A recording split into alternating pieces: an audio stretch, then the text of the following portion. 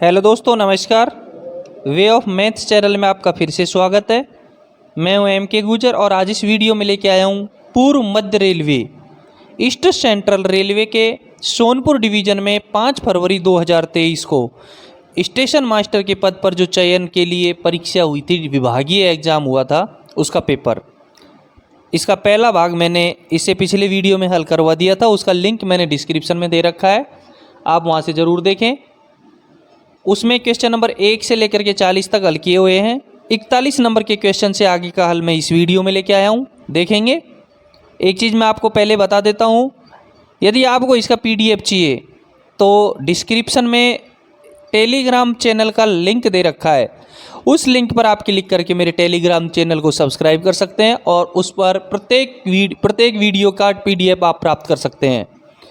या अपने मंडल में यदि कोई पेपर होता है विभागीय, उस पेपर को आप उस पर चढ़ा सकते हैं, उसका हल करके मैं आपको लिंक भेज दूंगा, ठीक है। मेरे व्हाट्सएप नंबर भी यही हैं और टेलीग्राम नंबर भी यही हैं। देखेंगे पूर्व मध्य रेलवे के सोनपुर डिवीज़न का 5 फरवरी 2023 का स्टेशन मास्टर के लिए पद पर हुआ पेपर का सेकंड भाग। 41 नंबर के क्वेश्चन में है, यदि निर्धारित आगमन समय के बाद कितने मिनट के बाद कोई पेट्रोलमैन नहीं आता है तो SM ट्रेनों को रोक देगा और सतर्कता आदेश जारी करेगा। यदि निर्धारित समय के कितने मिनट के बाद स्टेशन मास्टर ट्रेनों को रोक देगा और सतर्कता आदेश जारी करेगा। यदि पेट्रोलमैन कितने समय के बाद नहीं आएगा तो स्टेशन मास्टर गाड़ी को रोक देगा और सतर्कता आदेश जारी करेगा, ठीक है। ए में दे रखा है 20, बी में दे रखा है 30, सी में दे रखा है 15 और डी में दे रखा है इनमें से कोई नहीं। देखेंगे इसको। मैं आपको एक चीज क्लियर करवा देता हूं कि जब कभी भी पेट्रोलमैन ब्लॉक सेक्शन में अपने निर्धारित आगमन समय से 15 मिनट विलंब तक नहीं आता है, यदि कोई पेट्रोलमैन ब्लॉक सेक्शन में अपने निर्धारित आगमन समय से 15 मिनट विलंब तक नहीं आता है तो स्टेशन मास्टर सतर्कता आदेश जारी करेगा। यदि पेट्रोलमैन, देखो दे रखा है ना इसमें, सी में 15 दे रखा है, यदि कोई पेट्रोलमैन ब्लॉक सेक्शन में निर्धारित समय से 15 मिनट विलंब तक, आंसर सी रहेगा इसका, 15 मिनट विलंब तक नहीं आता है तो स्टेशन मास्टर सतर्कता आदेश जारी करेगा। अब सतर्कता आदेश जारी करेगा, लेकिन क्लियर करवा देता हूं कि कौन सी स्पीड का जारी करेगा, उस सतर्कता आदेश में क्या लिखेगा स्टेशन मास्टर। जब पेट्रोलमैन 15 मिनट के अंदर नहीं आता है तो स्टेशन मास्टर दिन में 40 किलोमीटर प्रति घंटे की रफ्तार का कौशन जारी करेगा, और यदि रात्रिकालीन है और विजिबिलिटी क्लियर नहीं है तो 15 किलोमीटर प्रति घंटे की रफ्तार का गति प्रतिबंध का कौशन ऑर्डर जारी करेगा। यदि पेट्रोलमैन 15 मिनट विलंब तक नहीं आता है तो स्टेशन मास्टर एक सतर्कता आदेश जारी करता है, जिसमें दिन में 40 किलोमीटर प्रति घंटे की रफ्तार का और रात में 15 किलोमीटर प्रति घंटे की रफ्तार का स्पीड रेस्ट्रिक्शन होगा उसमें, ठीक है। मैं एक चीज और क्लियर करवा दूं, इस क्वेश्चन, ये क्वेश्चन आ गया तो, कि जब भी कोई सवारी गाड़ी ब्लॉक सेक्शन में अपने निर्धारित रनिंग समय के अतिरिक्त, जब भी कोई सवारी गाड़ी ब्लॉक सेक्शन में अपने निर्धारित रनिंग समय के अतिरिक्त 10 मिनट व मालगाड़ी निर्धारित रनिंग समय के अतिरिक्त 20 मिनट गुजर जाने तक स्टेशन नहीं पहुंचे। देखो 3 चीजें हैं। एक तो क्वेश्चन में दे रखा है पेट्रोलमैन, कि पेट्रोलमैन कब ड्यू होता है, तो क्लियर हो गया कि 15 मिनट के बाद में पेट्रोलमैन को ड्यू माना जाएगा, उसके निर्धारित समय के 15 मिनट के बाद पेट्रोलमैन को ड्यू माना जाएगा। दूसरा, एक सवारी गाड़ी अपने निर्धारित समय के 10 मिनट के बाद, यदि सवारी गाड़ी का निर्धारित समय है 20 मिनट का और उसको 10 मिनट लेट हो गई तो उसको ओवर ड्यू माना जाएगा। और मालगाड़ी को 20 मिनट के बाद मालगाड़ी को ओवर ड्यू माना जाएगा। अपनी सेक्शन के टाइम के 10 मिनट बाद सवारी गाड़ी को, 20 मिनट बाद मालगाड़ी को और 15 मिनट बाद पेट्रोलमैन को ड्यू माना जाएगा। क्लियर है। 41वें क्वेश्चन का आंसर रहेगा सी 15। 42 नंबर का क्वेश्चन देखेंगे। 42 नंबर के क्वेश्चन में है कि सीसी रैक की बीपीसी का रंग कैसा होता है। सीसी रैक की बीपीसी का रंग कैसा होता है, ध्यान रहे ये क्वेश्चन मैसूर डिवीजन के गुड्स गार्ड का पेपर हुआ था 9 मार्च 2022 को, उसमें आया हुआ क्वेश्चन है, बहुत इंपॉर्टेंट क्वेश्चन है। सीसी रैक की बीपीसी का रंग कैसा होता है, ए में दे रखा है नीला, बी में दे रखा है पीला, सी में दे रखा है सफेद। और ये मैसूर डिवीजन में 9 मार्च 2022 को गुड्स गार्ड का पेपर हुआ था, उसमें क्वेश्चन आया हुआ है, ध्यान रहे सीसी रैक की बीपीसी का रंग पीला होता है। 42वें क्वेश्चन का आंसर रहेगा बी। 42वें क्वेश्चन का आंसर रहेगा बी, पीला। और इसके साथ एक और चीज क्लियर करवा दूं कि सीसी रैक की जो वैधता होती है वो 35 दिन या 7,500 किलोमीटर होती है। सीसी रैक की जो वैधता होती है वो होती है 35 दिन या 7,500 किलोमीटर।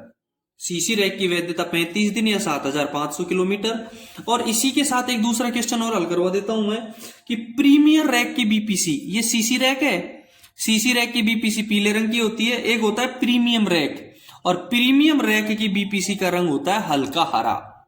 प्रीमियम रैक की बीपीसी का रंग होता है हल्का हरा रंग होता है। बीपीसी का रंग, सीसी रैक की बीपीसी का रंग पीला और प्रीमियम रैक की बीपीसी का रंग हल्का हरा होता है। ठीक है, 42वें क्वेश्चन का आंसर रहेगा बी, सीसी रैक की बीपीसी का रंग पीला। 43 नंबर का क्वेश्चन देखेंगे। एक चीज मैं बता दूं आपको कि विभागीय परीक्षाओं में इन्हीं क्वेश्चनों को तोड़ मरोड़ करके दिया जाता है, इसलिए आप इन क्वेश्चनों को अच्छी तरह से याद कर लें। 43वें क्वेश्चन में देखेंगे SWRD में डी का क्या अर्थ है। SWRD में डी का क्या अर्थ है, पहले मैं आपको SWRD का फुल फॉर्म बता देता हूं। SWRD का फुल फॉर्म होता है station working rule diagram. SWRD का मतलब होता है स्टेशन वर्किंग रूल डायग्राम, और सीधा सा है डी का अर्थ हो गया डायग्राम। डी का अर्थ क्या हो गया, डायग्राम। SWRD में डी का अर्थ हो गया डायग्राम। 43वें क्वेश्चन का आंसर हो गया सी। जो पेपर हल कर रहे हैं वो है सोनपुर डिवीजन का स्टेशन मास्टर का पेपर 5 फरवरी 2023 का।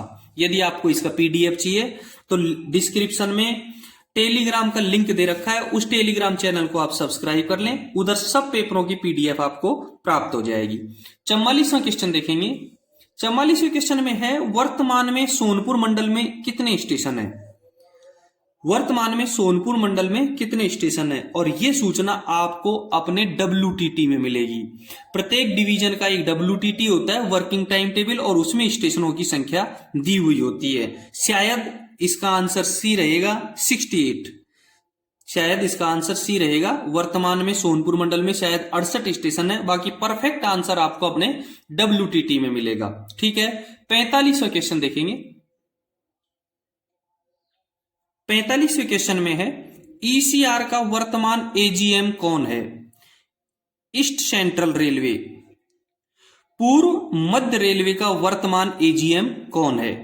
AGM पूछ रहा है, ए में दे रखा है अनुपम शर्मा, बी में दे रखा है तरुण प्रकाश, सी में दे रखा है SK प्रसाद, और डी में इनमें से कोई नहीं। ध्यान रहे इसका आंसर होगा बी।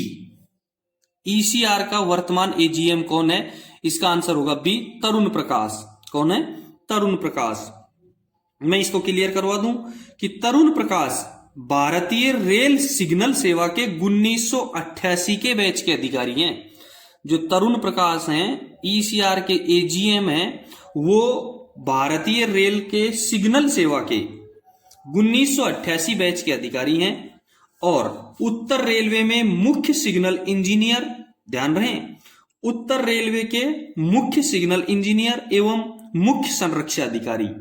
उत्तर रेलवे के मुख्य इंजीनियर, मुख्य सिग्नल इंजीनियर एवं मुख्य संरक्षा अधिकारी तथा उत्तर रेलवे के मुरादाबाद मंडल के DRM के पद पर अपनी सेवा भी दे चुके हैं।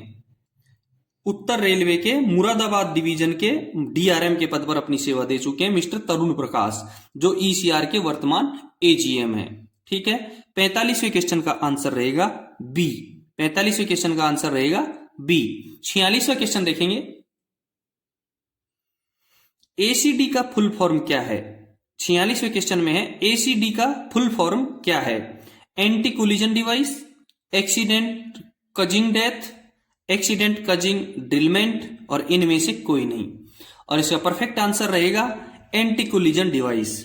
एसीडी का फुल फॉर्म का परफेक्ट आंसर है एंटी कोलिजन डिवाइस। 46वें नंबर के क्वेश्चन का आंसर रहेगा ए। 46वें क्वेश्चन का आंसर रहेगा ए। ठीक है, 47वां क्वेश्चन देखेंगे। निम्नलिखित में से कौन सा ब्लॉक स्टेशन नहीं है? निम्नलिखित में से कौन सा ब्लॉक स्टेशन नहीं है? ए क्लास, बी क्लास, सी क्लास और डी क्लास। मैं पहले बता दूं आपको ब्लॉक स्टेशन की परिभाषा। आपके G&SR में प्रत्येक चीज का परिभाषा जरूर मिलेगी। ठीक है, उधर से आप जरूर पढ़ा करेंगे। ब्लॉक स्टेशन वे स्टेशन हैं जहां लोको पायलट को, ध्यान रहे एक बार दोबारा से अच्छी तरह से सुन लें कि ब्लॉक स्टेशन वे स्टेशन है जहां लोको पायलट को अपनी गाड़ी के साथ ब्लॉक सेक्शन में प्रवेश करने के लिए कार्य पद्धति के अनुसार प्रस्थान दिया जाता है। ब्लॉक स्टेशन वे स्टेशन है जहां लोको पायलट को अपनी गाड़ी के साथ ब्लॉक सेक्शन में प्रवेश करने के लिए कार्य पद्धति के अनुसार प्रस्थान दिया जाता है। संपूर्ण ब्लॉक पद्धति में ब्लॉक स्टेशन 3 प्रकार के होते हैं। संपूर्ण ब्लॉक पद्धति में ब्लॉक स्टेशन 3 प्रकार के होते हैं, ए क्लास, बी क्लास और सी क्लास। तो क्लियर हो गया आपको 47वां क्वेश्चन कि D class station block station नहीं है। ए क्लास, बी क्लास और सी क्लास तीनों स्टेशन है वो ब्लॉक स्टेशन कहलाए जाएंगे। केवल एक डी क्लास है वो ब्लॉक स्टेशन नहीं कहलाया जाएगा। ठीक है, 48वें क्वेश्चन से पहले मैं आपको बता दूं कि यदि आपने चैनल को सब्सक्राइब नहीं कर रखा है तो चैनल को सब्सक्राइब जरूर करें, वीडियो को लाइक और शेयर जरूर करें। और पिछले वीडियो बहुत सारे मैंने अपलोड कर रखे हैं, यदि उनको आपको देखना है तो डिस्क्रिप्शन में प्रत्येक वीडियो का लिंक दे रखा है, आप उनको एक बार जरूर देखें। ठीक है, 48वां क्वेश्चन देखेंगे।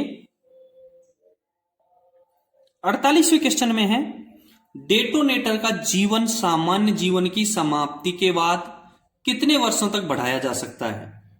डेटोनेटर का जीवन सामान्य जीवन की समाप्ति के बाद कितने वर्षों तक बढ़ाया जा सकता है? ए में दे रखा है 4, बी में 3 दे रखा है, सी में दे रखा है 2 और डी में दे रखा है इनमें से कोई नहीं। ठीक है, अब डेटोनेटर का सामान्य जीवन की समाप्ति के बाद पूछ रहा है, लेकिन डेटोनेटर का सामान्य जीवन काल कितना होता है? ध्यान रहे, डेटोनेटर पटाखे को कहेंगे। डेटोनेटर फोक सिग्नल या पटाखा या डेटोनेटर। एक क्वेश्चन आया था पिछले मैंने वीडियो बनाया उनमें कि डेटोनेटर क्या होता है, या पटाखे को डेटोनेटर कहेंगे, फोक सिग्नल कहेंगे। ठीक है, 48वें क्वेश्चन में है कि डेटोनेटर का सामान्य जीवन की समाप्ति के बाद कितने वर्षों तक बढ़ाया जा सकता है। मैं आपको क्लियर करवा दूं कि डेटोनेटर का सामान्य जीवन 5 वर्ष होता है। डेटोनेटर का सामान्य जो जीवन काल होता है वो 5 वर्ष होता है। अब इसके बाद कितने वर्षों तक बढ़ाया जा सकता है? 3 वर्षों तक बढ़ाया जा सकता है। और कैसे बढ़ाया जा सकता है? 1+1+1 करके।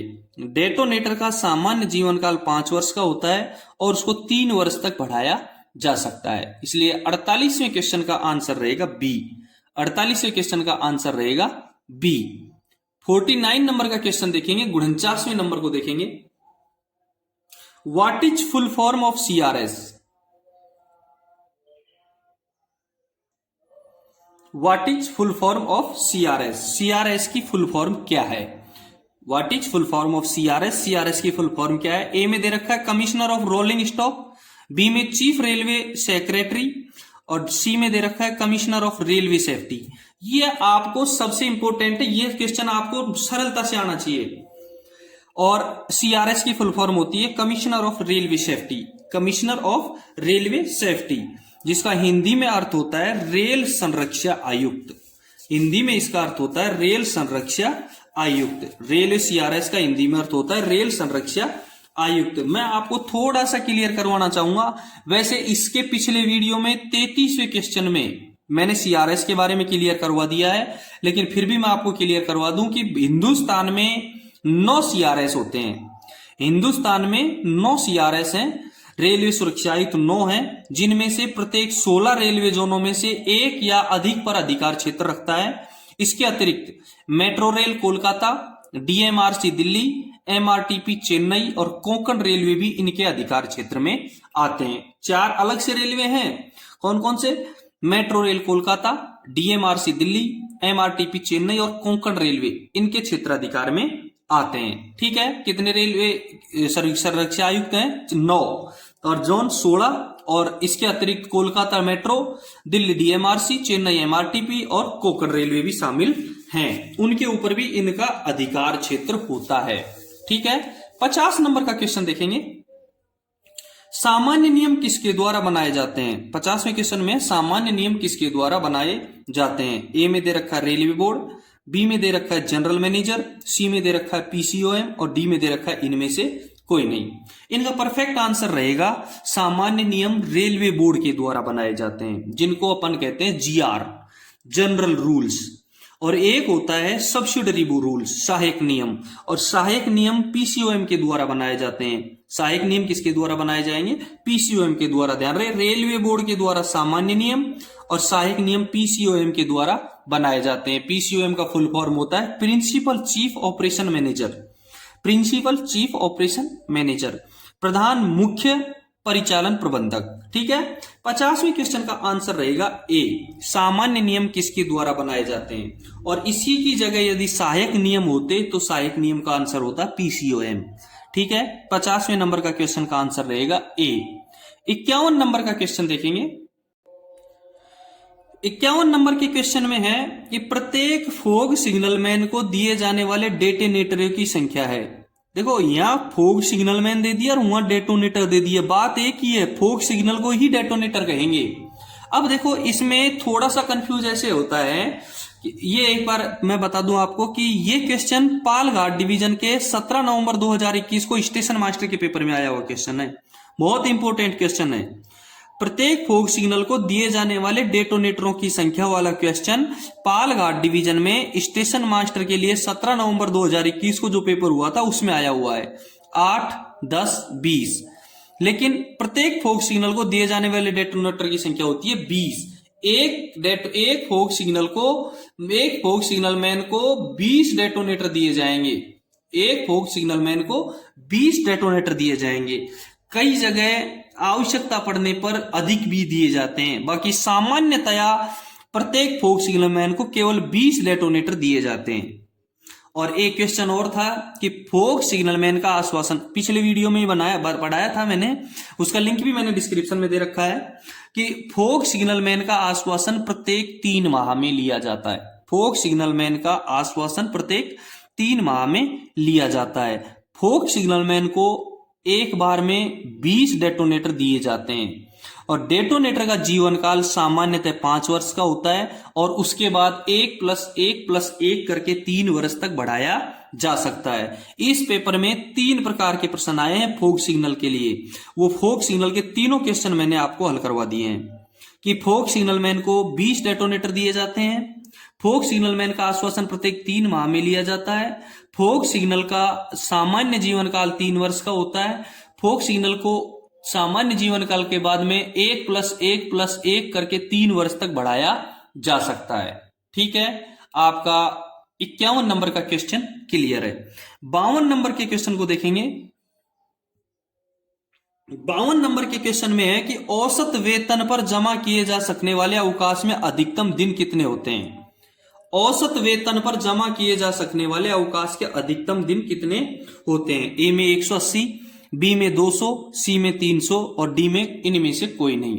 एक चीज और क्लियर है, आगे लिखा हुआ है कि यह क्वेश्चन सियालदा डिवीजन के गुड्स गार्ड का पेपर 24 दिसंबर 2022 को हुआ था, उसमें आया था।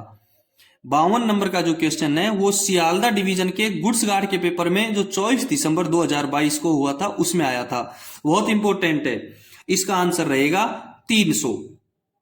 औसत वेतन पर जमा किए जा सकने वाले अवकाश के अधिकतम दिनों की संख्या 300 दिन है। कितनी है? 300 दिन है। 52 नंबर के क्वेश्चन का आंसर रहेगा सी।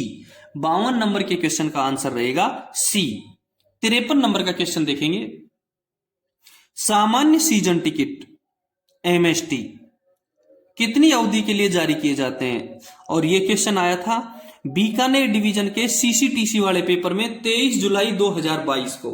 बीकानेर डिवीजन एनडब्ल्यूआर के बीकानेर डिवीजन के सीसीटीसी का एक पेपर हुआ था 23 जुलाई 2022 को, उसमें यह क्वेश्चन आया था कि सामान्य सीजन टिकट कितनी अवधि के लिए जारी किए जाते हैं। ए में मंथली, बी में क्वार्टरली और सी में हाफ ईयरली और डी में उपरोक्त सभी।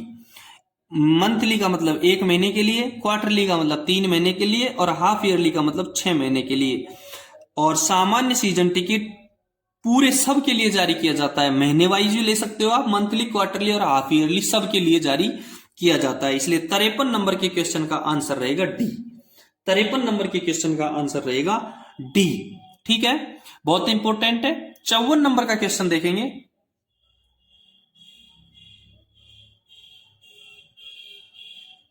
54 नंबर के क्वेश्चन में है कि विशेष श्रेणी के गेटों में टीवीयू से अधिक होता है। विशेष श्रेणी के गेटों में टीवीयू किससे अधिक होता है? स्पेशल गेटों में 20,000, 30,000, 50,000। सीधा सा है, विशेष श्रेणी स्पेशल जो गेट होते हैं उनका टीवीयू 50,000 से अधिक होता है। 54 नंबर के क्वेश्चन का आंसर रहेगा सी। 54 नंबर के क्वेश्चन का आंसर रहेगा सी। विशेष श्रेणी के गेटों में टीवीयू 50,000 से अधिक होता है। 54 नंबर के क्वेश्चन का आंसर होगा सी। 55 नंबर का क्वेश्चन देखेंगे। 55 नंबर के क्वेश्चन में है 45 से 50 वर्ष आयु वर्ग के एक रेलवे कर्मचारी को कितने वर्षों में एक बार पीएमई करवाना चाहिए? PME pre medical examination, pre medical examination. ठीक है, 45 से 50 वर्ष के आयु वर्ग के एक रेल कर्मचारी को मैं आपको बता देता हूं क्लियर करके कि 45 वर्ष से कम का जब रेल कर्मचारी होगा उसकी पीएमई 4 वर्ष में एक बार होती है। 45 वर्ष से कम की, 45 वर्ष से कम की आयु का कर्मचारी की पीएमई 4 वर्ष में एक बार होती है। 45 वर्ष से 55 वर्ष से कम, 45 वर्ष से 55 वर्ष से कम की कर्मचारी की आयु हो तो पीएमई 2 वर्ष में एक बार होती है। और 55 वर्ष से लेकर के रिटायरमेंट तक उसकी पीएमई वर्ष में प्रत्येक वर्ष होती है। 45 वर्ष से कम के कर्मचारी की पीएमई 4 वर्ष में एक बार, 45 वर्ष से 55 वर्ष से कम की पीएमई 2 वर्ष में एक बार और 55 वर्ष से लेकर के रिटायरमेंट तक की पीएमई हर वर्ष होती है। इसलिए 55 नंबर के क्वेश्चन का आंसर रहेगा 2। 55 नंबर के क्वेश्चन का आंसर रहेगा 2 वर्ष में एक बार। इसका आंसर रहेगा ए। ठीक है, 56 नंबर के क्वेश्चन को देखेंगे। 56 नंबर के क्वेश्चन में है कि सहायक नियमों में किसके द्वारा संशोधन किया जा सकता है?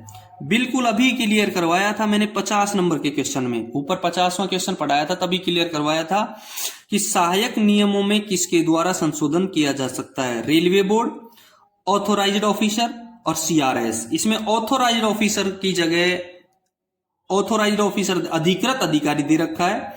रेलवे बोर्ड सामान्य नियमों में बदलाव कर सकता है, रेलवे बोर्ड सामान्य नियमों में बदलाव कर सकता है या सामान्य नियम रेलवे बोर्ड के द्वारा बनाए जाते हैं और सहायक नियम पीसीओएम के द्वारा बनाए जाते हैं और पीसीओएम ऑथोराइज्ड ऑफिसर होता है।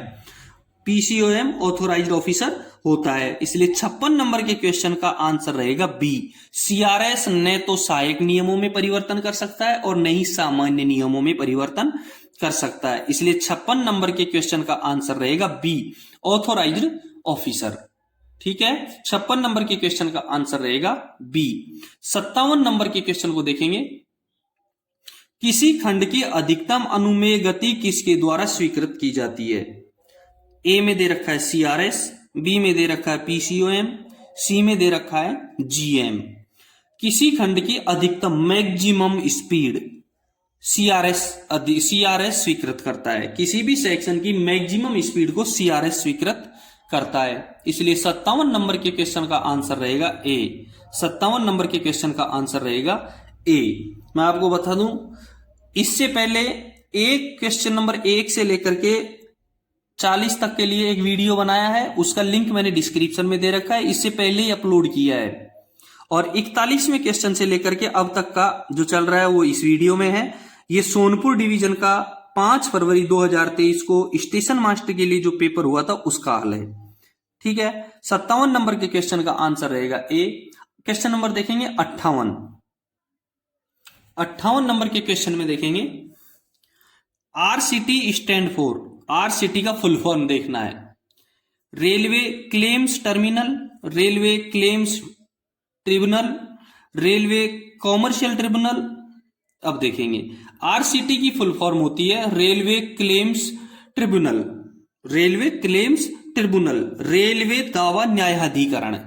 आरसीटी का मतलब होता है रेलवे क्लेम्स ट्रिब्यूनल, यानी रेलवे दावा न्यायाधिकरण।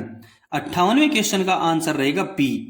58वें क्वेश्चन का करेक्ट आंसर रहेगा बी। 59 नंबर का क्वेश्चन देखेंगे BPC is issued for trains. BPC किसके लिए इशू, कौन सी रेलगाड़ियों के लिए इशू की जाती है? बीपीसी का फुल फॉर्म पहले बता दूं मैं आपको। बीपीसी का फुल फॉर्म होता है ब्रेक पावर सर्टिफिकेट। बीपीसी का फुल फॉर्म होता है ब्रेक पावर सर्टिफिकेट, और brake power certificate carriage and wagon विभाग के द्वारा जारी किया जाता है। मैकेनिकल डिपार्टमेंट के द्वारा बीपीसी जारी किया जाता है। अब कौन सी ट्रेनों के लिए जारी किया जाता है? ए में दे रखा है पैसेंजर, बी में गुड्स, सी में मेमू और डी में उपरोक्त सभी। बिल्कुल करेक्ट आंसर इसका रहेगा डी, क्योंकि प्रत्येक गाड़ी के लिए बीपीसी दिया जाता है। ब्रेक पावर सर्टिफिकेट लाइन पे चलने वाली प्रत्येक गाड़ी के लिए दिया जाता है। बीपीसी ट्रैक पर दौड़ने वाली सभी गाड़ियों के लिए बीपीसी जारी किया जाता है। ठीक है, 59वें क्वेश्चन का आंसर रहेगा डी। 59वें क्वेश्चन का आंसर रहेगा डी। 60 नंबर का क्वेश्चन देखेंगे। उससे पहले मैं बता दूं, यदि चैनल को लाइक और शेयर नहीं किया है तो एक बार लाइक और शेयर जरूर करें। सब्सक्राइब नहीं किया है तो एक बार सब्सक्राइब जरूर करें। ठीक है, 60 नंबर का क्वेश्चन देखेंगे। 60 नंबर के क्वेश्चन में है सोनपुर मंडल में कुल कितने इंटरचेंज पॉइंट हैं? सोनपुर मंडल में कुल कितने इंटरचेंज पॉइंट हैं? ए में दे रखा है 8, बी में दे रखा है 11, सी में दे रखा है 10। इसका परफेक्ट आंसर आपको WTT में मिलेगा।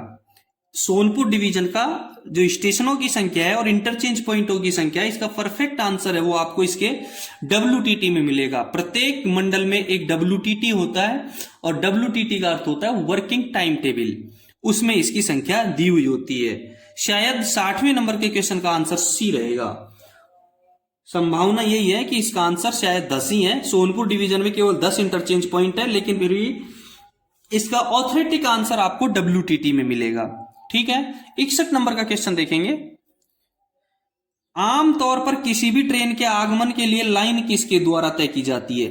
सामान्यतया किसी भी ट्रेन के आगमन के लिए लाइन किसके द्वारा तय की जाती है? कंट्रोलर, बी में दे रखा है स्टेशन मास्टर, सी में दे रखा है DOM। बिल्कुल करेक्ट आंसर रहेगा इसका बी। आमतौर पर किसी भी ट्रेन के आगमन के लिए लाइन स्टेशन मास्टर के द्वारा तय की जाती है। आमतौर पर किसी भी ट्रेन के आगमन के लिए लाइन स्टेशन मास्टर के द्वारा तय की जाती है। 61 नंबर के क्वेश्चन का आंसर रहेगा बी। 61 नंबर के क्वेश्चन का आंसर रहेगा बी, स्टेशन मास्टर। ठीक है, 63 नंबर का क्वेश्चन देखेंगे। 62 नंबर का क्वेश्चन देखेंगे। रिले रूम और ब्लॉक यंत्रों को कितने तालों से बंद किया जाना चाहिए? रिले रूम और ब्लॉक यंत्र, रिले रूम को और ब्लॉक इंस्ट्रूमेंटों को कितने तालों से बंद किया जाना चाहिए? आंसर रहेगा इसका 2, क्योंकि एक ताला, हरा ताला तो होता है सिग्नल डिपार्टमेंट का। इसमें एक ताला जो होता है वो सिग्नल डिपार्टमेंट का होता है, जिसको हरे रंग से कलर किया हुआ होता है, और दूसरा ताला होता है परिचालन विभाग का, ऑपरेटिंग विभाग का, जिसको लाल कलर से पेंट किया हुआ होता है। हरे कलर का सिग्नल विभाग का और लाल कलर का परिचालन विभाग का होता है। 2 तालों से इसको बंद किया होता है, रिले रूम को भी और ब्लॉक यंत्रों को भी। ठीक है, 62 नंबर के क्वेश्चन का आंसर रहेगा 2। 62 नंबर के क्वेश्चन का आंसर रहेगा 2। रिले रूम और ब्लॉक यंत्रों को 2 तालों से बंद किया जाना चाहिए। एक ताला सिग्नल विभाग का और दूसरा ताला परिचालन विभाग का। ठीक है, 63 नंबर का क्वेश्चन देखेंगे। IVRS stand for, IVRS stand for, यानी कि IVRS का फुल फॉर्म क्या है? IVRS का फुल फॉर्म देखेंगे। Internet voice record system, B में इंट्रा वॉइस रेस्पॉन्स, और सी में इंटरेक्टिव वॉइस रेस्पॉन्स सिस्टम। देखो इसका करेक्ट आंसर रहेगा C, interactive voice response system.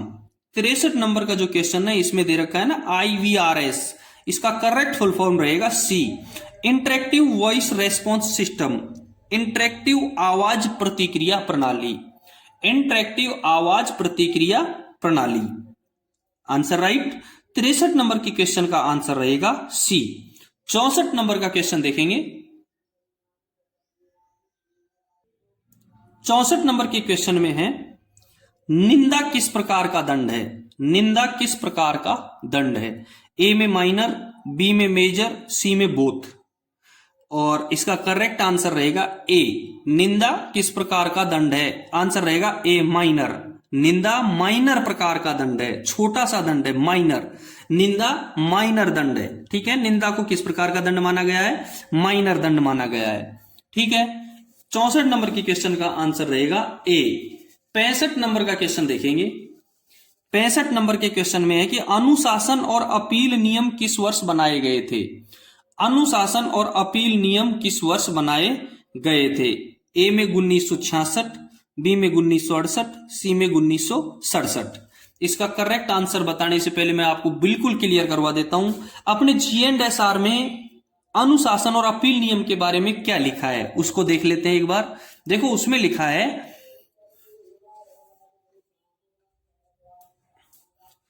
संगठन में अनुशासन बना रहे। उसमें साफ लिखा है कि संगठन में अनुशासन बना रहे तथा कर्मचारियों का आचरण सभ्य रहे।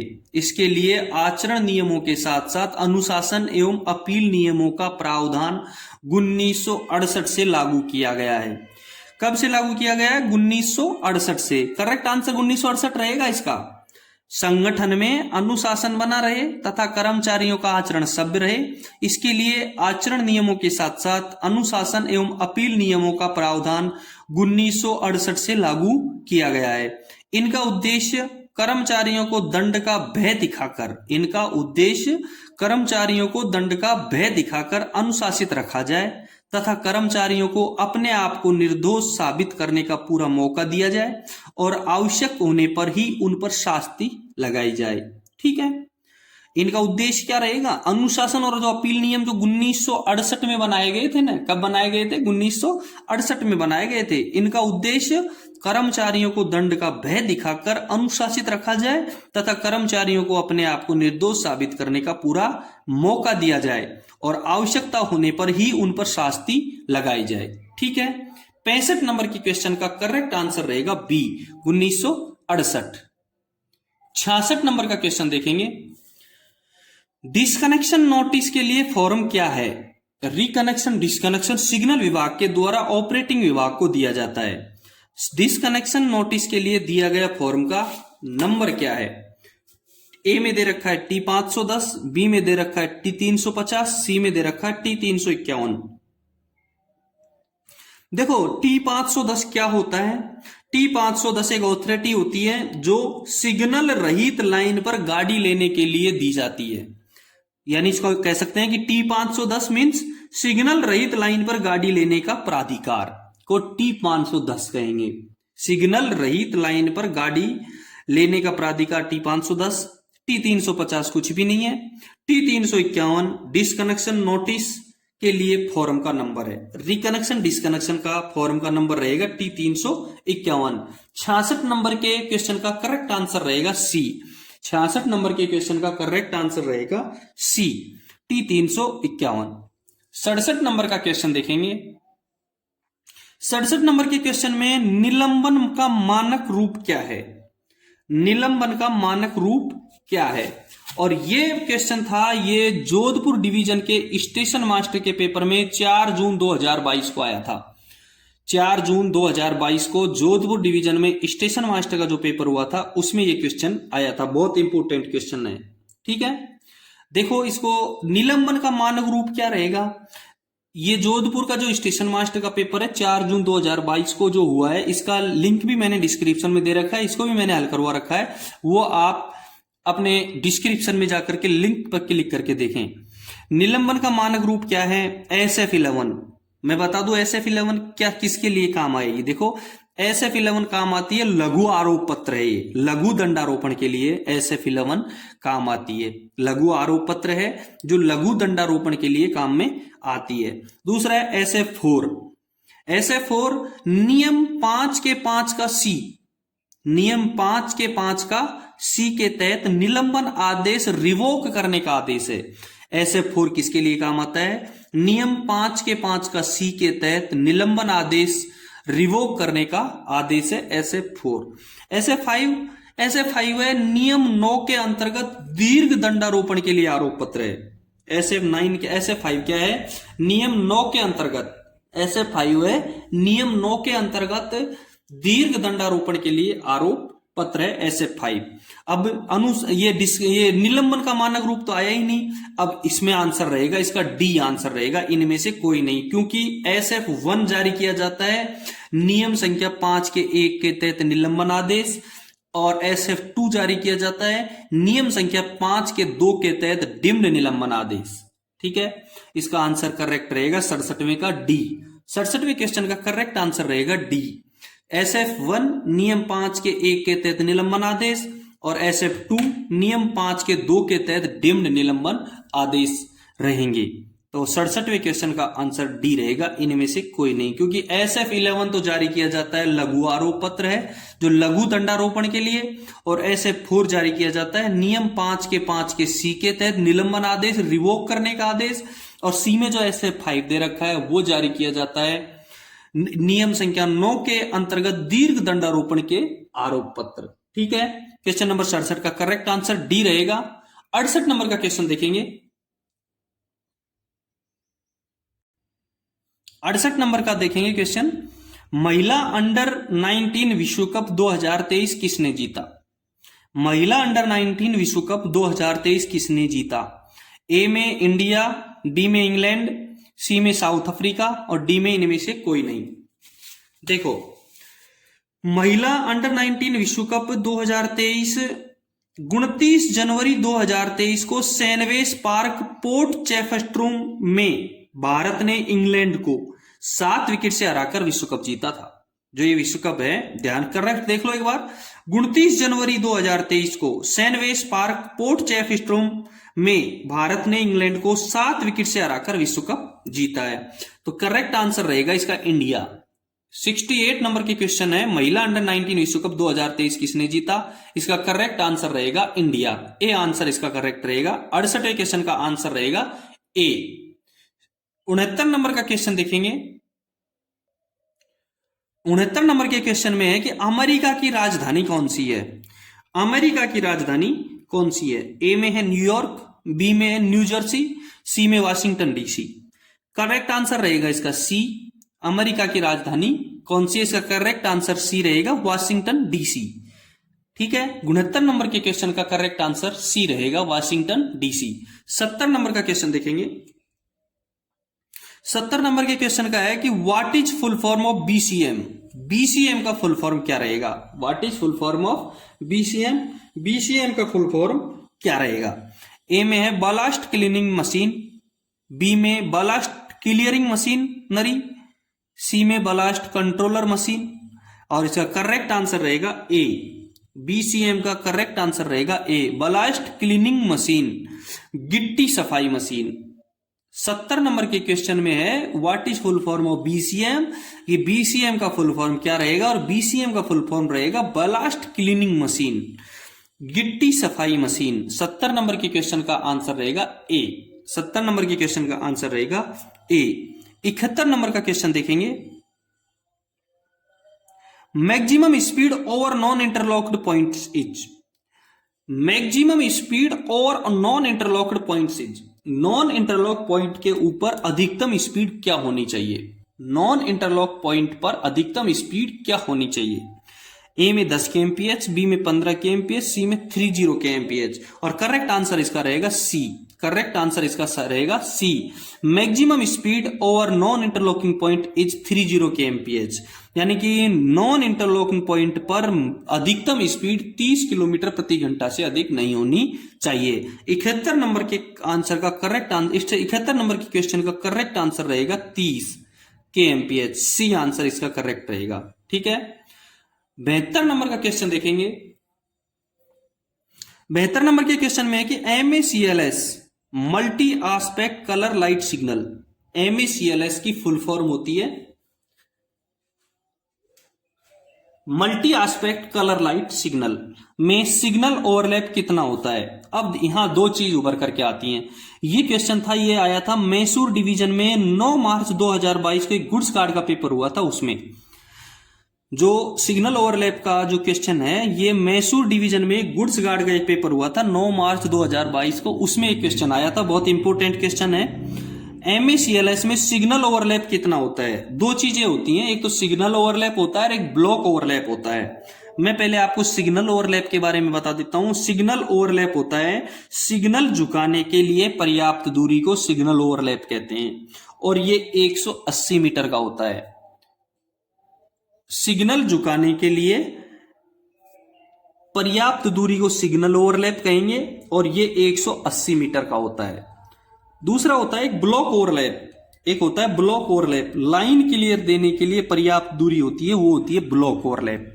क्लियर है आपको।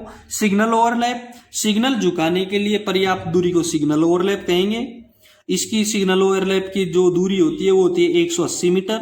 और ब्लॉक ओवरलैप, लाइन क्लियर देने के लिए पर्याप्त दूरी, लाइन क्लियर देने के लिए पर्याप्त दूरी होगी, वो होगी ब्लॉक ओवरलैप, उसका आंसर रहेगा 180 मीटर। सिग्नल ओवरलैप 120 मीटर का होता है और ब्लॉक ओवरलैप 180 मीटर का होता है। अभी थोड़ी देर पहले मैंने गलत बोल दिया था कि सिग्नल ओवरलैप 120 मीटर का होता है, जो सिग्नल झुकाने के लिए पर्याप्त दूरी होती है उसको सिग्नल ओवरलैप कहेंगे, आंसर रहेगा इसका 120। और ब्लॉक ओवरलैप, लाइन क्लियर देने के लिए जो पर्याप्त दूरी होती है उसको ब्लॉक ओवरलैप कहेंगे, वो होता है 180 मीटर का। ठीक है, 72 नंबर के क्वेश्चन का करेक्ट आंसर रहेगा 120 मीटर। 72 नंबर के क्वेश्चन का सिग्नल ओवरलैप का 120 मीटर होगा और ब्लॉक ओवरलैप का 180 मीटर होगा। 72 नंबर के क्वेश्चन का करेक्ट आंसर ए रहेगा 120 मीटर। 73 नंबर का क्वेश्चन देखेंगे। उससे पहले मैं आपको बता दूं, यदि आपने चैनल को सब्सक्राइब नहीं कर रखा है तो एक बार चैनल को सब्सक्राइब जरूर कर दें। यदि आपके डिवीजन में कोई पेपर हुआ है लेटेस्ट तो उसको मेरे को व्हाट्सएप और टेलीग्राम लिंक पर जरूर भेजें, नंबर आपको स्क्रीन पर दिए गए हैं। ठीक है, अगला देखेंगे 73 नंबर का क्वेश्चन। 73 नंबर के क्वेश्चन में ECR की स्थापना किस वर्ष हुई थी। यदि जो आप पेपर हल कर रहे हैं, ये ECR का सोनपुर डिवीजन का 5 फरवरी 2023 को स्टेशन मास्टर के लिए जो पेपर हुआ था उसका हल कर रहे हैं हम। ECR ईस्ट सेंट्रल रेलवे की स्थापना किस वर्ष हुई थी। 2002 में, 1996 में, 2003 में। ध्यान रहे, ECR की स्थापना 1996 में हुई थी। ECR की स्थापना कब हुई थी, 1996 में। करेक्ट आंसर इसका बी रहेगा। पूर्व मध्य रेलवे, ईस्ट सेंट्रल रेलवे, और ईस्ट सेंट्रल रेलवे का मुख्यालय हाजीपुर में है। ये भी क्लियर करवा दूं, इसका मुख्यालय कहां है, हाजीपुर में इसका मुख्यालय है। ECR का मुख्यालय हाजीपुर में है। ठीक है, 73 नंबर के क्वेश्चन का करेक्ट आंसर रहेगा बी। 73 नंबर के क्वेश्चन का करेक्ट आंसर रहेगा बी। 74 नंबर का क्वेश्चन देखेंगे। ऑस्ट्रेलिया ओपन 2023 में पुरुष एकल किसने जीता। ऑस्ट्रेलिया ओपन 2023 में पुरुष एकल किसने जीता। ए में राफेल नडाल, बी में रोजर फेडरर, सी में नोवाक जोकोविच, और डी में कोई नहीं। ध्यान रहे, नोवाक जोकोविच ने, आंसर इसका सी रहेगा। नोवाक जोकोविच ने 10वीं बार ऑस्ट्रेलियन ओपन का खिताब जीतकर स्पेन के राफेल नडाल की बराबरी कर ली है। करेक्ट आंसर सी रहेगा, क्योंकि नोवाक जोकोविच ने कितनी बार, 10वीं बार ऑस्ट्रेलियन ओपन का खिताब जीतकर स्पेन के राफेल नडाल की बराबरी कर ली। तो जो ये था 2023 का, ये इसका विजेता है नोवाक जोकोविच। 74 नंबर के क्वेश्चन का करेक्ट आंसर रहेगा सी। 74 नंबर के क्वेश्चन का करेक्ट आंसर रहेगा सी। 75 नंबर का क्वेश्चन देखेंगे। 75 नंबर के क्वेश्चन में लिखा हुआ है कि भारत के वर्तमान गृह मंत्री कौन है। भारत के वर्तमान गृह मंत्री कौन है। ए में राजनाथ सिंह, बी में अमित शाह, सी में नरेंद्र मोदी। ठीक है, अब देखेंगे ए में जो राजनाथ सिंह दे रखा है ये भारत के वर्तमान रक्षा मंत्री हैं। ए में जो राजनाथ सिंह दे रखे हैं ये भारत के वर्तमान रक्षा मंत्री हैं। सी में जो नरेंद्र मोदी दे रखा है इसको कौन नहीं जानता, ये भारत के प्रधानमंत्री हैं। बी में जो अमित शाह दे रखा है वो देखेंगे, इसका मैं थोड़ा सा विवेचन कर देता हूं। कि अमित शाह एक भारतीय राजनीतिक तथा संप्रति भारत के गृह मंत्री हैं। अमित शाह एक भारतीय राजनीतिक तथा संप्रति भारत के गृह मंत्री हैं। इसके पहले अमित शाह भारत भाजपा के अध्यक्ष रहे हैं, भारत के गुजरात राज्य के गृह मंत्री रहे हैं तथा भाजपा के महासचिव रह चुके हैं। अमित शाह हैं, इससे पहले भाजपा के अध्यक्ष रह चुके हैं, भारत के गुजरात राज्य के गृह मंत्री और भाजपा के महासचिव भी रह चुके हैं। 2019 के लोकसभा चुनाव में गांधीनगर से लोकसभा के सांसद चुने गए हैं। इसके पहले वो राज्यसभा के सदस्य भी थे। इससे पहले वो राज्यसभा के सदस्य थे। 2019 में लोकसभा चुनाव में गांधीनगर से लोकसभा के सांसद भी चुने गए हैं। करेक्ट आंसर इसका बी रहेगा। भारत के वर्तमान गृह मंत्री अमित शाह रहेंगे। 75 नंबर की क्वेश्चन का करेक्ट आंसर रहेगा बी, अमित शाह। 76 नंबर का क्वेश्चन देखेंगे। वर्किंग टाइम टेबल पीसीओएम और के संयुक्त हस्ताक्षर से जारी किया जाता है, यानी कि वर्किंग टाइम टेबल WTT एक तो पीसीओएम साइन करता है और दूसरे साइन किसके होते हैं ये पूछ रहा है। ए में CFTM दे रखा है, बी में CTPM दे रखा है और सी में CPTM दे रखा है। करेक्ट आंसर इसका रहेगा CPTM। वर्किंग टाइम टेबल पर पीसीओएम का और CPTM का, पीसीओएम का फुल फॉर्म रहेगा प्रिंसिपल चीफ ऑपरेशन मैनेजर और CPTM का फुल फॉर्म रहेगा chief passenger transportation manager. CPTM का फुल फॉर्म होता है चीफ ऑपरेशन और चीफ पैसेंजर ट्रांसपोर्टेशन मैनेजर, मुख्य यात्री परिवहन प्रबंधक। CPTM का फुल फॉर्म होता है मुख्य यात्री परिवहन प्रबंधक, चीफ पैसेंजर ट्रांसपोर्टेशन मैनेजर। ठीक है। 76 नंबर के क्वेश्चन का करेक्ट आंसर रहेगा सी। 76 नंबर के क्वेश्चन का करेक्ट आंसर रहेगा सी। 77 नंबर का क्वेश्चन देखेंगे। 77 नंबर में है दो हूटर की आवाज का अर्थ होता है। दो हूटर की आवाज का अर्थ होता है। ए में दे रखा है ART required at out station, कि ART की किसी दूसरे स्टेशन पर रिक्वायरमेंट है। बी में दे रखा है a army required at out station, कि ए आर्मी की रिक्वायर्ड है किसी दूसरे स्टेशन पर। और सी में दे रखा है ART required at home station. देखो इसका करेक्ट आंसर तो रहेगा सी, कि दो हूटर की आवाज यदि है तो ART की रिक्वायर्ड है सेम स्टेशन पे, उसी स्टेशन पे जिस स्टेशन पे हूटर बजा है उस स्टेशन पे ART की आवश्यकता है। इसलिए 77 नंबर का क्वेश्चन का करेक्ट आंसर रहेगा सी। इसके लिए मैं एक इंपॉर्टेंट फैक्ट बता दूं कि दुर्घटना नियमावली के पैरा नंबर 4.59 के दूसरे के डी में दुर्घटना नियमावली NWR की नॉर्थ वेस्टर्न रेलवे की दुर्घटना नियमावली के पैरा संख्या 4.59 के 2 के डी के अनुसार किसी बाहरी स्टेशन पर दुर्घटना होती है, किसी बाहरी स्टेशन पर दुर्घटना होती है और यातायात प्रभावित होता है, दुर्घटना होती है और यातायात प्रभावित होता है, तो ART और AMRT की आवश्यकता होती है। आर्मी और AMRT की आवश्यकता होती है। तो 4 लॉन्ग एंड 1 शॉर्ट हूटर बजाए जाते हैं, 4 बड़े हूटर और 1 छोटा हूटर। कहने का मतलब यह है कि 2 हूटर की आवाज होती है तो ART रिक्वायर्ड होती है होम स्टेशन पर, और 4 लंबे हूटर और 1 छोटे हूटर की आवश्यकता बजता है तो आवश्यकता होती है ART और AMRT दोनों की किसी दूसरे स्टेशन पर, बाहरी स्टेशन पर। ठीक है। इसलिए 77 नंबर के क्वेश्चन का करेक्ट आंसर रहेगा सी, ART required at home station. 78 number का क्वेश्चन देखेंगे। 78 नंबर के क्वेश्चन में है सतर्कता आदेश का रिकॉर्ड कितने महीनों के लिए रखा जाता है। क्वेश्चन ऑर्डर, सतर्कता आदेश का रिकॉर्ड कितने महीनों के लिए रखा जाता है, और इसका करेक्ट आंसर रहेगा 12। सतर्कता आदेश का जो रिकॉर्ड है वो 12 महीने के लिए रखा जाएगा। जब रखा जाएगा जब नॉर्मल स्थिति होती है, यदि कोई केस होता है, यदि कोई इंक्वायरी चल रही होती है तो उसको इंक्वायरी खत्म होने तक रखा जाता है, उस डॉक्यूमेंट्स को इंक्वायरी खत्म होने तक रखा जाता है। वैसे नॉर्मल रिकॉर्ड रखा जाता है 12 महीनों के लिए। 78 नंबर के क्वेश्चन का करेक्ट आंसर रहेगा सी। 79 नंबर का क्वेश्चन देखेंगे। सी वर्ग ओडीसी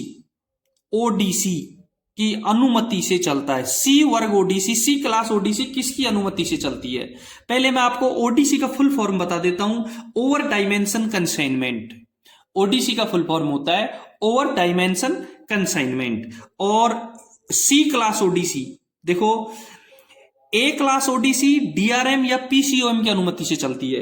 ए क्लास ओडीसी डीआरएम या पीसीओएम की अनुमति से चलती है। ओडीसी 3 प्रकार की होती हैं, ए बी सी। मैं ए क्लास ओडीसी के बारे में आपको क्लियर करवा देता हूं कि ए क्लास ओडीसी डीआरएम या पीसीओएम की अनुमति से चलती है और ए क्लास ओडीसी दिन और रात दोनों में चलाई जा सकती है। ए क्लास ओडीसी दिन और रात दोनों में चलाई जा सकती है। Same position B class ODC में रहती है कि बी क्लास ओडीसी डीआरएम और पीसीओएम दोनों की किसी की अनुमति से चल सकती है और दिन और रात दोनों में चलाई जा सकती है। करेक्ट आंसर देखो, ए क्लास और बी क्लास दोनों ओडीसी डीआरएम या पीसीओएम दोनों में से किसी की भी अनुमति से चलाई जा सकती है और दोनों ओडीसी दिन और रात कभी भी चलाई जा सकती हैं। इसलिए ए और बी ओडीसी डीआरएम और पीसीओएम की अनुमति से दिन और रात में कभी भी। अब रही सी क्लास ओडीसी, सी क्लास ओडीसी का करेक्ट आंसर रहेगा बी, सीआरएस की अनुमति से। सी क्लास ओडीसी केवल सीआरएस की अनुमति से चलाई जा सकती है और केवल दिन दिन में चलाई जा सकती है। करेक्ट रहेगा 79 नंबर के क्वेश्चन का करेक्ट आंसर रहेगा बी, सीआरएस। सी क्लास ओडीसी केवल दिन में चलेगी और सीआरएस की अनुमति से चलेगी। ठीक है, 80 नंबर के क्वेश्चन को देखेंगे। यदि गेटमैन फोन नहीं उठाता है, देखो यदि गेटमैन फोन नहीं उठाता है तो लोको पायलट को कौन सा अथॉरिटी जारी किया जाएगा? यदि गेटमैन फोन नहीं उठाता है तो लोको पायलट को कौन सी अथॉरिटी जारी की जाएगी? ए में T409, बी में T509, सी में T806 और डी में T511। मैं आपको सब अथॉरिटी के बारे में बता देता हूं। T409 सतर्कता आदेश है और करेक्ट यही आंसर है कि गेटमैन फोन नहीं उठाता है तो लोको पायलट को गेट खुले में गुजरने का T409 का अथॉरिटी दिया जाता है। ये केवल उन्हीं गेटों के लिए मान्य होता है जो ब्लॉक सेक्शन में होते हैं, इंजीनियरिंग गेट। ठीक है, तो 80 नंबर के क्वेश्चन का करेक्ट आंसर T409 रहेगा। बी में T509 है, मैं आपको बता देता हूं T509 किसके लिए काम आता है। T509 अवरुद्ध लाइन पर गाड़ी लेने के लिए दिया जाने वाला प्राधिकार है। T509 अवरुद्ध लाइन पर गाड़ी लेने के लिए दिया जाने वाला प्राधिकार है। सी में दे रखा है T806। T806 सब जानते हैं, T806 शंटिंग आदेश होता है। T806 शंटिंग आदेश होता है। अभी इसी पेपर में एक क्वेश्चन था शंटिंग आदेश का कि शंटिंग आदेश का नंबर क्या होता है। शंटिंग आदेश का नंबर क्या होता है? पिछले वीडियो में 24 नंबर के क्वेश्चन था शंटिंग ऑर्डर का नंबर क्या है। ठीक है, 24 नंबर का क्वेश्चन इंपोर्टेंट क्वेश्चन है कि T806 क्या है? शंटिंग आदेश। और डी में दे रखा है T511। T511 होता है सिग्नल रहित लाइन से गाड़ी प्रस्थान करने का प्राधिकार।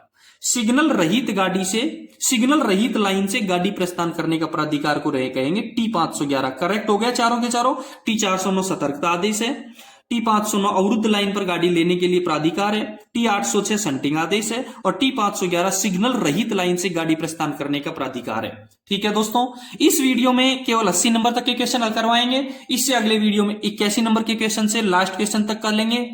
और आपको देखने के लिए बहुत बहुत धन्यवाद। यदि चैनल आपने सब्सक्राइब नहीं किया है तो एक बार चैनल को सब्सक्राइब जरूर करें। यदि कोई प्रॉब्लम हो तो कमेंट्स बॉक्स में मेरे को जरूर कमेंट्स करके बताएं। ठीक है, आपका कमेंट्स और लाइक ही हमारा हौसला बढ़ाता है। और इससे पिछले वीडियो के सारे पेपर मैंने टेलीग्राम चैनल पे डाल रखे हैं। टेलीग्राम चैनल का लिंक डिस्क्रिप्शन में दे रखा है, वहां से आप जरूर देख लें। इसका पूरा वीडियो बनते ही इसका भी PDF में टेलीग्राम चैनल पे डाल दूंगा, वो भी आप वहां से डाउनलोड कर लेना। Thank you. आपके डिवीजन में यदि कोई पेपर होता है तो मुझे अवश्य सेंड करें। धन्यवाद। फिर मिलते हैं अगले वीडियो के साथ।